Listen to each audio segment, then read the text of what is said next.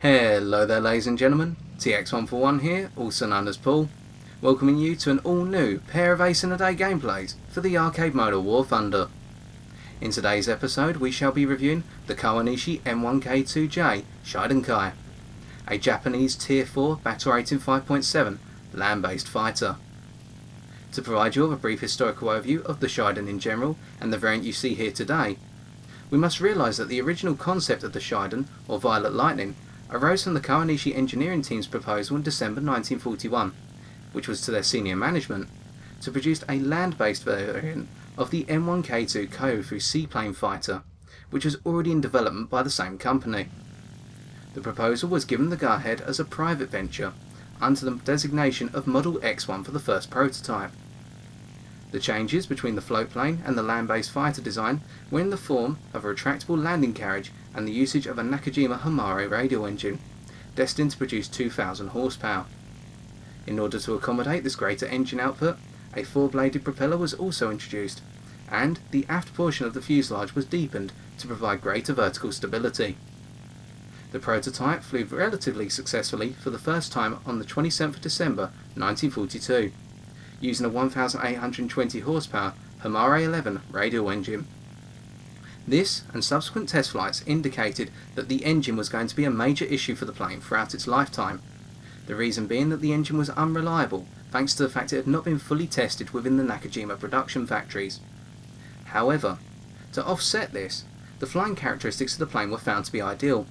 and its rather unique automatic combat flaps, which changed angle in accordance with changes of G-force upon the initiation of a manoeuvre by a pilot, meant that the plane was incredibly manoeuvrable for its time and would continue to be all the way up to the end of the Second World War. Therefore, by July 1943, the difficulties with the engine meant that only 4 prototypes had been produced, and the top speed was only 574 km an hour, not the intended 648 km an hour. Nonetheless, this meant that the plane was still faster than the A6M5 Reisen, and was more manoeuvrable and longer ranged thanks to the combat flaps and the fuel tanks than the successor to the Zero, the J2M Raiden. The desperation of the Imperial Japanese Naval Air Force to combat the American F-4Us and F-6Fs meant that Kawanishi were granted permission to develop the N1K1 as it was going to be known, or the N1K1-J I should say, even further over the course of 1943, under this designation of N1K1-J, where the J indicated the concept of it being a land-based fighter. The engine was uprated eventually to the Nakajima NK9H Hamare 21 radial engine, this time with an output of 1,990 horsepower, and the overall cowling for the engine was modified. The N1K1-J finally entered service then with the Imperial Japanese Naval Air Force from land-based deployments in early 1944, and when it was first encountered by the Americans in combat over Formosa and the Philippines, the plane established itself very quickly as being the equal of the Vought Corsair and superior to the F-6F Hellcat, meaning that a skilled Japanese pilot could quite easily turn the tables on the Americans who were enjoying success against the Zero. The N1K2-J variant then, the Shiden, which translates into Violet Lightning Modified, arrived in handfuls of production by late 1944, early 1945. The plane featured the same engine as before, but had some very important changes to it. The landing gear and the overall construction mechanism was modified. The wing, i.e. the wing across the overall fuselage, was now low-mounted and not mid-mounted, with 4 20mm Type 99 Mark II cannons, 2 to each wing. And the fuselage was lengthened and the tail section was redesigned. This made a plane which was already notable for its all-round nature even more powerful, and enabled it to be the equal of any American fighter aircraft it would face all the way up to the end of the war in the Pacific as of 1945. Indeed, the N1K2-J was able to tackle any plane so long as it did not venture up to higher altitudes, where the Hamare engine struggled and the overall lack of top speed by comparison with its American counterparts left it in the dust. But let us not forget the true power of what was an absolutely wonderful and gorgeous plane under the name of George. So with that being said, let us take a look how the N1K2-J Shiden Handles in War Thunder. Ergo, our first gameplay for today is taken from the ground strike map Clift Coast, using the following setup. Stealth belts for our 20mm cannons, as 4 of the 6 rounds within these belts are high explosive fragmentation in nature, and the last 2 are armour-piercing incendiaries. This combination is absolutely devastating when accurately instant on a target, whether it be a bomber or fighter alike. Fuse large pieces are going to come flying off very quickly, and the planes are usually going to catch alight thanks to the armour-piercing incendiary rounds igniting fuel tanks and engines. The lack of tracers is compensated for by the 300m gun convergence and the low muzzle velocity of the cannons here, especially by comparison with the Hispanos and the Mauslers that you may encounter at this battle rating of 5.7. Rather than trying to attack our targets at longer distances and constantly compensate for the low muzzle velocity of these cannons, we've brought our convergence in, as both boom and zoom style of play and turn and burn style of play can be compensated for here by just getting a little bit closer to our targets and using our overall manoeuvrability to greater effect. And this means with the closer ranges we are engaging at, we do not always need tracers in order to see where our rounds are going. And if we happen to catch someone by surprise in the midst of a pursuit, we're able to miss our target and not have them catch on to our presence thanks to tracers whizzing by their cockpit. Finally, we have a 45-minute fuel load, because that is the lowest we can take, and the one that will enable us to make it to the end of the game unscathed on fuel capacity. And so as we finish off our climb and start to make our way towards a Beaufort, we are now going to discuss the key aspects of this plane in terms of head-on passes, and why personally I would not advise them. We notice the Beaufort is beginning to dive, but our main attention has now been drawn to an I-185 M71 definitely coming for a head-on with their 3 20mm cannons. The reasoning for avoiding head-ons is thus, as we snap roll off to the left hand side of the I-185 from their perspective and come up to take them out accordingly. With the fact that the I-185 tries to go vertical once again, we only need to tap the left wing to bring it off, and then we finish off a TA-152H1 who happens to be in the wrong place at the wrong time for a double kill. But the difficulty with head-ons in this plane is firstly the wing mounted armament, whereby if we had a larger convergence, i.e. 700 metres, we would perhaps do well in longer distance head-ons by the fact that our rounds would converge further away. But more importantly, the low muzzle velocity means that when we see a target at say a kilometre, we not only need to aim directly at them, but above them, in order to compensate for the muzzle velocity. And this is exacerbated when your opponent is attacking you from up high, or indeed when you are attacking your opponent in a head-on from up high, because you're always going to have to adjust slightly in order to drop the rounds onto target, by comparison with the experience you may have in the similar battle rate in German, British and even American fighters, or even the Russians in some respects. But nonetheless, as we push forward, we attack a Wellington who initiates a dive, and knock them out with an approximate 4-second burst, taking off their right hand wing and then using our momentum to attack a Focke 490D9, who is more interested in going head to head with P400 right behind us. We get ready for the dodge just in case they come down on us, but as we can see, they are ignorant of our presence, and so unlike in an A6M5 Reisen, we're going to knock them out accordingly, and make them pay for their ignorance. Crippling their left wing, and right on the cusp of our effective range of probably 600 metres, knocking out their tail control. As the D9 creeps away, it is now immobilised in terms of its overall combat capabilities. With lack of tail control, the pilot is either going to eventually hit the ground or have to bail out, for our 4th kill. And this is where a key contrast and perhaps one of the best prospects of this plane comes to light, in the fact of what it is going to bring by comparison with the A6M5 Reisen, which a number of us would have flown in order to get to this aircraft. This plane, when fully upgraded, carries over a 43 km/h top speed boost over the zero, and this is felt straight away. At an altitude of approximately 4,100 metres, you're able to get to a top speed without web of 560 km/h. And while this is a lot lower than the 650 km/h top speeds you may be able to reach in some other battle rating fighters, or indeed lower battle rating fighters such as the Focke 490D9, this enables the N1K2 to catch a good portion of its opponents by surprise, such as that 190D9 who probably thought we would not be able to catch up to them after their head-on with the P400 on our team. This also means that when you see bombers such as the KI-49 up high, you are gradually able to catch up with them, something which an A6M5 could not do due to its lower top speed. But this is only furthered in terms of the climb rate, where the climb rate has been slightly improved. It is not much of a noticeable difference, but it is just enough to enable this plane to be able to climb well.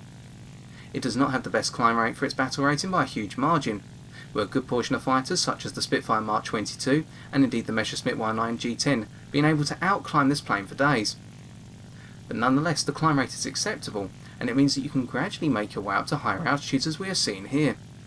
Or we saw at the start even, when we were able to level out at the same altitude as an I-185, who drew their attentions towards us. We notice a Dornier 217E attacking a friendly I-185 and knocking them out, and we get prepared for the initiation of the Dornier 217's run on us. So once we get in, we push off to their right hand side and initiate this time a downward turn, because they cannot bring their nose around accordingly in order to attack us with their sole 20mm cannon mounted in the nose. The Dornier goes into a dive here, and we know we cannot catch up. So we fire a quick burst, but we are only grazing them thanks to our gun convergence. We watch out for the 13mm machine gun fire coming from their rear turret, and look towards the KI-49, pretending that we have not taken any more interest in the Dornier 217, and then we come around as they initiate their zoom climb. The 217 here tries to go back down towards the ground, but their lack of elevator response at such speed and at such altitude means that we can take their tail control out and leave them for dust, or finish them off, picking up our ace in the day and then coming around to take out their KI-49 ally. The KI-49 here is going to prove that it does take some time to climb after opponents up at higher altitudes, even when we achieve a critical hit on what was most notably probably their right wing. Our durability here means that we can absorb 1 or 2 20mm cannon rounds, and this is something very different from the A6M5 Reisen, but we'll come onto that very soon. In the meantime, this is a very good point of discussion therefore about the higher altitude capabilities of the N1K2-J, whereby as we can see here an altitude of 5,725 metres, we're picking up speed very nicely thanks to the combination of WEP and linear acceleration, but we're still struggling to catch up to the KI-49 in a rapid pace, especially by comparison with a plane such as the Spitfire F Mark 14. However, the KI-49 soon dives to pick up a little bit more speed and fire some harassment rounds at us, and as they bank around we fire off a burst, trying to catch them in the midst of their gradual turn. We give a huge amount of lead and only graze their fuselage once again, trying to implement our overall spread in order to catch them and perhaps get a lucky shot on target. But here we finally have the energy to put another round onto target, or 2 that is, and so we can start to see the rounds hitting, and their right wing is now smoking. What's more, another critical hit means that the KI-49 has now lost its tail control and is combat ineffective, meaning that we can now fly off and pick up our 6th kill eventually. This has been essentially a demonstration of the poor higher altitude capabilities of this plane, as echoed in its real life counterpart. I would personally recommend not taking this plane above 6,000 metres. It can handle itself and gradually pick up its speed, but there are a lot of fighters, most notably the Messerschmitt Y9s, the later Griffin Spitfires, and let us just say the TA-152, which can quite admirably outperform this plane as soon as it encroaches upon 6,000 metres. The most ideal altitude range, which we are going to constantly see throughout the rest of this game and our second one, lies in the region of say 3,000 to 4,500 metres altitude, where the Nakajima engine really works nicely and allows us to build up our speed gradually, but at the same time not feel threatened by our lack of top speed by comparison with our opponents. And so we carry through here with an examination of the overall acceleration of the plane, both on the level and in the dive. On the level, this plane accelerates handsomely within a speed range of 200 to 450 km an hour, and this enables it, as we pick up our 6th kill on the KI-49 finally, to actually catch up on its opponents or just rebuild its energy state quite rapidly. In the midst of a shallow dive, as we can see here, the plane builds up speed naturally as well, as we gradually drop our altitude to converge on a Spitfire that is trying to attack a friendly Wellington. And in a very steep dive, this plane can quite easily outdive the A6M5 and take some of its opponents by surprise by its higher dive speeds. What this means is that you can catch up to your opponents just as they're on the cusp of taking out friendlies, or get away from your opponents who may start diving after you, but you have a slight speed advantage to begin with. We shred the Spitfire Mark 16 for our 7th kill, and then come around in order to see if there are any bombers or enemy fighters trying to get up to higher altitudes and make their way across the map. We noticed the Wellington was touched, but not completely taken out. And so we see a KI-84 and a Messerschmitt Y9 both climbing up towards us, and we're about to enact some of the boom and zoom capabilities of the N1K2-J to great effect, whereby its control surfaces work very well up to a speed of 550 km an hour. At which point, above 550 km an hour, the elevator starts to seize up and the plane becomes slightly unstable. As we can see here, the plane starting to wiggle from side to side at 680 km an hour, and this means that at lower altitudes close to the ground it can be rather dangerous. Nonetheless, we pick off both the Messerschmitt 19 and the KO-84 for kills 8 and 9, as they stall out and try to come around on us or attack the Wellington. And with this game now concluded, let us take a look at some post-game stats.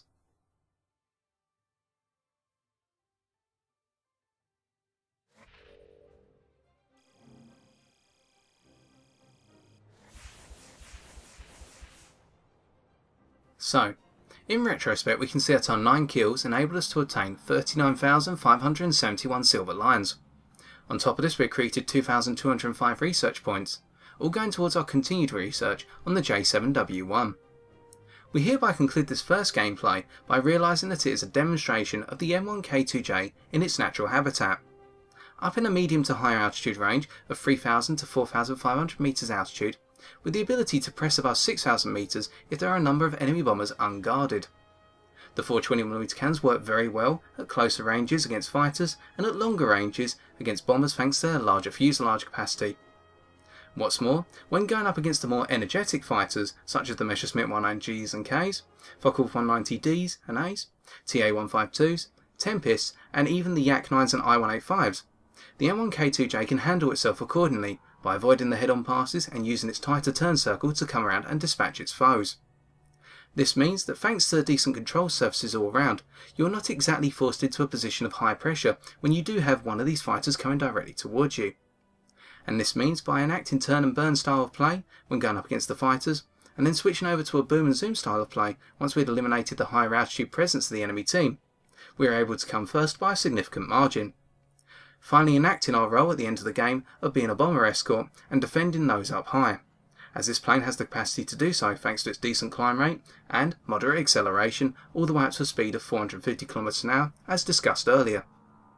However, this game was an ideal one, and we must now move on to a game which shows the N1K2-J in a more compromised position and highlights some of the key weaknesses which carry over from the A6M5 and some of the weaknesses that are new to this aircraft. As we move into our second and final game for today, taken from the air domination map Malta, using the same setup as before we should add,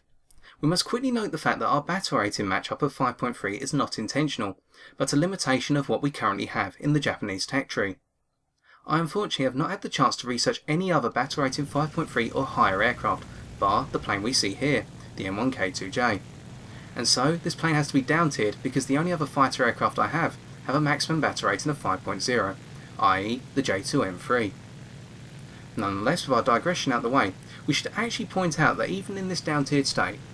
10% of the games I have faced have been up against Tier 5 jets. The very early ones, i.e. the P-80A5 and the Yakovlev Yak-15s and 17s, but still this is a rather unique occurrence in my opinion. And what's more, approximately half and half of the rest of the games have been up against battle rating 6.0 aircraft or extending down to battle rating 5.3 maximum. So you will get your fill of higher altitude aircraft and higher tier aircraft nonetheless. We move on and continue by taking a look at our climb rate once again, and see much like the A6M5 it is a steady one, which over a number of web cycles and indeed over a gradual period of time you will be able to push towards 4,000, 5,000, 6,000 metres altitude unharmed. But you need a lot of time and space to do this, and this is something we do not have against our opponents such as this Griffin Spitfire here and a P-47 out on the fringe, who are climbing at much more shallow angles and matching us for altitude climb. We instead decide to turn our attentions towards the furball in the midst of the map, but notice our original target of a Focke-Wulf 190A is knocked out, and our second target of a Spitfire F is about to be knocked out by a friendly Focke-Wulf 190. But we manage to catch the attentions of a Focke-Wulf 190A5, and we cut them apart within a second's burst, knocking out their pilot for our first kill, and then we carry on through and make our way out the middle of the map. And this is a very important moment here. This highlights the consistency of the roll rate of this fighter aircraft. At a speed of 675 km an hour when we engaged our target, we still had our full roll rate available to us. Yes, it is a rather limited roll rate by comparison with, say, a Focke-Wulf 190A, or indeed, say, the Spitfire Mark 16, but it is one that allows us to engage our targets effectively, even within tight spaces such as those encountered in the airfield domination matches you may play in. And so, this plane should not be discredited at high speed, as the only lack of consistency encountered is with the elevator becoming a little bit unstable above 550 to 600 km an hour. Nonetheless, At this point we're about to highlight one of the handicaps of the limited dive speed of this plane, by comparison with a good portion of its battle rating contemporaries. We now have the Spitfire from earlier, which I believe is a Spitfire F at this point, while the Griffins, and a Focke-Wulf 190A, both coming out of the spawn or from higher altitude and diving after us. We can see them clearly here, with the Spitfire having at least a kilometre altitude advantage on us, and the Focke-Wulf already having a higher speed. At this point we initiate a very exacerbated and gradual dive to highlight how, with a little bit of extra speed in the engine here, we are able to actually exacerbate and lengthen the pursuit engagement and force our opponents to be frustrated, as we make our way back towards friendly territory down low and just underneath the spawn point. We're getting closer and so is the Spitfire, but as the Spitfire now comes into range we have made it back to the friendly spawn, and we start to manoeuvre thanks to our consistent control, meaning that the Spitfire is not going to get a clear shot on us. They either have to pursue and miss, or at the same time they're going to have to cut up and attack the friendly fighters now going head to head with them. They have done the latter here, and they have paid for it, with an entire swarm knocking them out like a bunch of bees. We then come around and notice the enemy Focke-Wulf 190A has also gone into a head-on and been knocked out accordingly by a friendly Messerschmitt 19K4. We look up and see another Focke-Wulf making its way over, going head to head with a Messerschmitt 19K, and we also see a P-63C5, if I remember correctly, also flying above. So at this point we have lured quite a bit of a hornet's nest over towards us, but being able to dive away accordingly and maximise our slightly higher dive speed by comparison with the A6M5 Reisen, we've survived to live another day. Even when our friendly fighters are having a little bit of trouble now dealing with the new entourage of enemy aircraft, we're able to start breaking out to the side of the map and using our gradual and consistent climb rate accordingly to rebuild our altitude position. And this is crucial with the N1K2-J. You need to be very patient with it in order to get the most out of it. This is not an aircraft which enjoys the concept of being thrown into the midst of a furball straight away,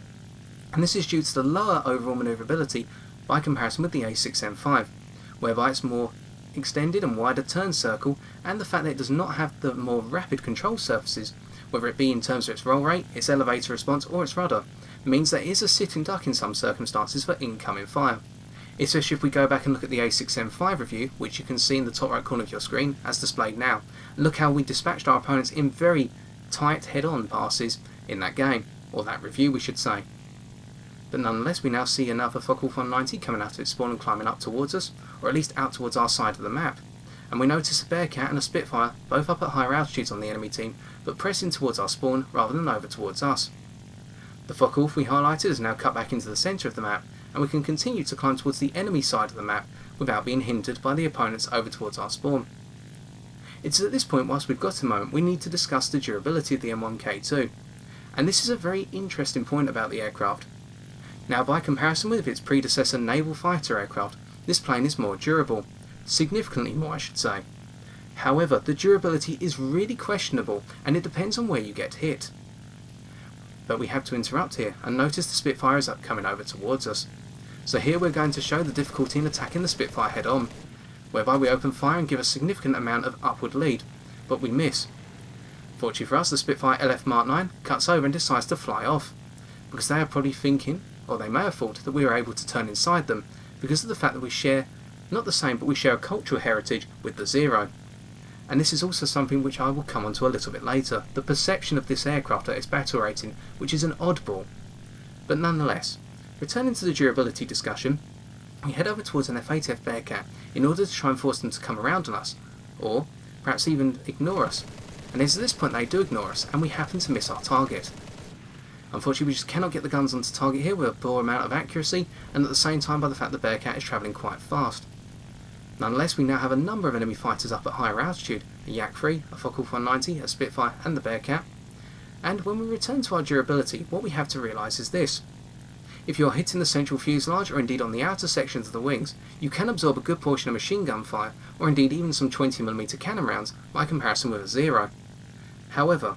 if an incendiary round of any type happens to land on the wing spars, i.e. where the wings join the fuselage, this plane will instantaneously catch fire, and within about 2 to 3 seconds it will explode accordingly. This is something which I have not seen in any other aircraft to date, and which is why the durability of this plane is questionable. It can indeed take a number of hits to the main fuselage, which is quite an offset by comparison with its previous Japanese counterparts, but this durability is not reliable by the fact that it has one key weak spot in those wing spars, which means that this plane can be extinguished accordingly, or its life can be extinguished I should say. The self-sealing fuel tanks, I believe this plane did have self-sealing fuel tanks historically, do exist here, and fires can go out accordingly if they are initiated on the outer portions of the wings, although this is a bit of a 50-50 gambit. Nonetheless, with our discussion of durability out of the way, we now look over towards our opponents once again up at the higher altitudes and see, by being able to break away and avoid our opponents, we've been able to get some distance and some altitude into our favour. And it's at this point though, as we come around towards the Spitfire LF Mark 9 once again, we have to talk about the perception of this plane. Personally, I've only seen, approximately in all the flights I've had with this, one or two other N1K2-Js. And this plane seems to be rather rare, even when I have flown out in other higher battle rating aircraft of other nations. And it would seem there is quite a divided opinion of those in the skies up at higher altitudes as to how to treat this plane.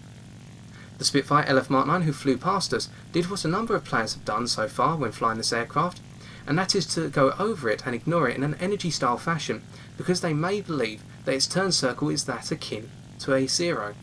and essentially this plane will be able to outturn anything that crosses it. On the other hand, some planes decide to attack it in full force. If it does not have the 0 designation, i.e. an A6M designation, then surely it is not as much of a threat as a 0 in terms of a turn fire. So it's quite an interesting contrast of opinions. And as we dive down on the Spitfire LF Mark 9 and knock them out for another kill, we have to go head to head with a Focke-Wulf 190A here, and we use the same snap roll technique as before, with the Focke-Wulf now trying to cut around, going into a vertical style manoeuvre here, which is a split S, yet our more manoeuvrable control surfaces mean we can gain the upper hand accordingly on the A5 and begin to line up our killing shot. We only need a second or two,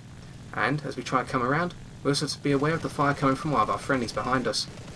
Our critical hit instantly knocks out the landing gear and the central gear leg, and their subsequent burst kills their pilot for what is our third kill. We then loop over, believing that we may have an enemy fighter below us, thanks to the constant machine gun fire or cannon fire which is coming towards us as we engage the Focke-Wulf. But our fears are only confirmed in the fact it may have been the friendly fire from a B-17's gunner. Nonetheless, as we now level out, and we've talked about the perceptions, what else is there to say about this aircraft? Well, the other interesting traits about this aircraft are essentially its engine, which even when it gets hit seems to work very well regardless. This engine is rather durable despite its historical problems in terms of reliability, and I believe I've only died once to an engine cutout when being hit, so the engine is nothing to worry about, and its performance will stay with you even when it is hit for a very long period of time, by comparison with some other counterparts in other nations. And this is where we move on to our point about a lack of overall top speed and overall climbability by comparison with our battle rating contemporaries. Here we have a Griffin Spitfire who has just made a sharp manoeuvre to attack a friendly B-17 and kill them accordingly. At first we were gaining on the Spitfire F, but as we can see now as we try to climb after them, the Spitfire is getting away, thanks to their more potent acceleration and their better climb rate than us. And this essentially means that as we try to open fire on the Spitfire, we cannot achieve a shot on target, as they are constantly getting away and the muzzle velocity on our cannons is too much to handle. So instead we come around and go head to head with a Messerschmitt F2, doing a small bit of damage here, but nothing major. But we avoid the main crux of their fire, thanks to a snap roll, at which point we carry our momentum through to attack a Focke-Wulf 200 Condor, mincing my words here already, a Focke-Wulf 200 Condor, and dispatch them for what will be our fourth kill. Once again showing that we have to give a significant amount of lead to hit our target, but once we set the main fuselage on fire, there's nothing that plane's going to be doing to come back alive. We then go into another gradual dive here, with the Messerschmitt F2, the Spitfire and a P-51 Mustang all diving after us. And this is where one of the final and most important items about the N1K2 comes to life, and that is its historical item of the fact that in skilled hands this was an incredible plane. I am by no means the best pilot in arcade mode of War Thunder, but at the same time I personally feel that this plane rewards those with the patience and the ability to learn its traits very well.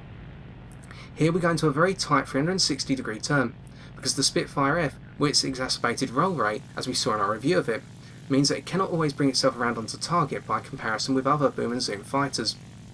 We notice that the Spitfire jumps away, and zooms up to a higher altitude before coming around for a second pass, but they have now dropped their energy state somewhat, and by the fact we maintain our manoeuvrability at lower speeds, we once again cut underneath them and make two very sharp turns, taking grazing fire from their 20mm cannon and 12.7s, and then we come around accordingly to finish them off, for what will be our ace in the day as they come out of our range. We then look around, noticing that a P-51 D5 Mustang is also coming in for the kill, so straight away we head back down towards the sea and use our overall power on the rudder and our control surfaces to absorb one .50 caliber round to our main fuselage and see the P-51 overcompensate and go into the deep blue sea. And this is why I would personally emphasise that this plane rewards those who have the patience to master it. Because behind the facade of perhaps poor performance by comparison with a good portion of the energy fighters it may face, or indeed some of the turn fighters it faces, this plane really does react nicely when it's under pressure. As we saw, there were those two fighters coming at us one by one. At this point, while our engine hit, we can see that despite our oil tank being punctured, we're able to carry on accordingly. We begin to climb once again, entering our gradual climb rate and showing once again how this plane will gradually head back up to higher altitudes if left untouched for a certain period of time.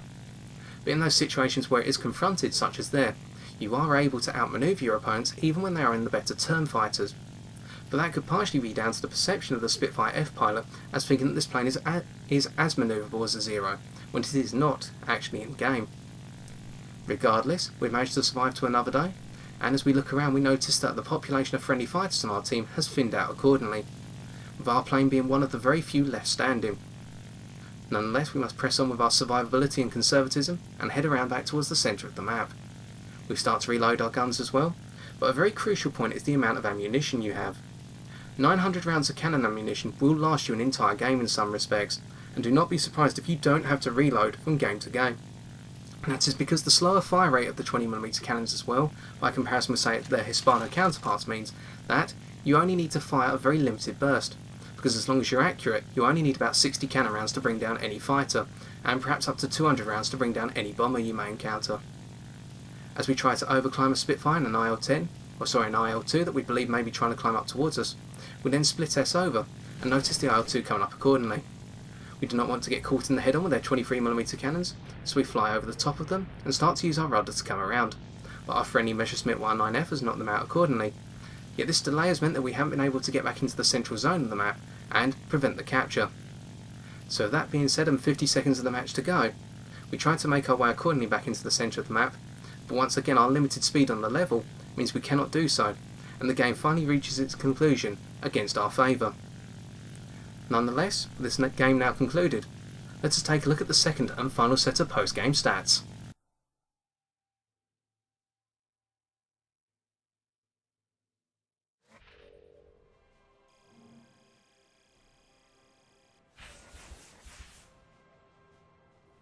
Ergo, we can see that our ace in a day allowed us to obtain 12,126 silver lions. On top of this, we earned 1,228 research points, plus the addition of a 10% booster we should add in order to get this, and as a result we add this to our total on the research of the J7W1.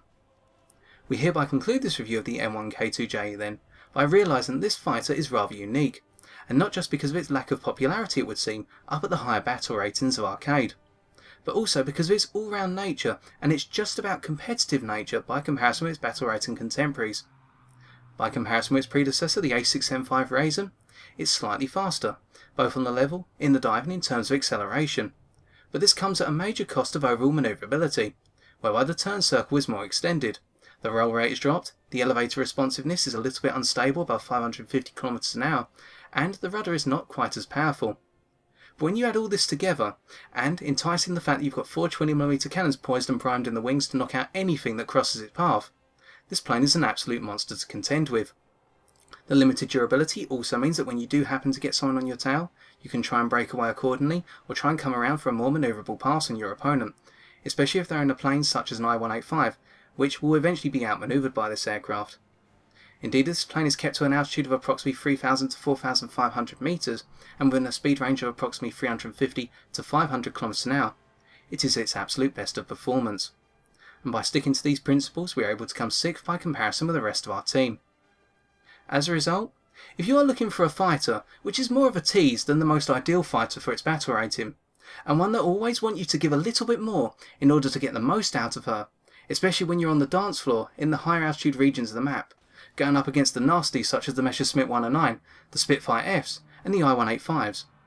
then the N1K2-J Shiden is the fighter for you.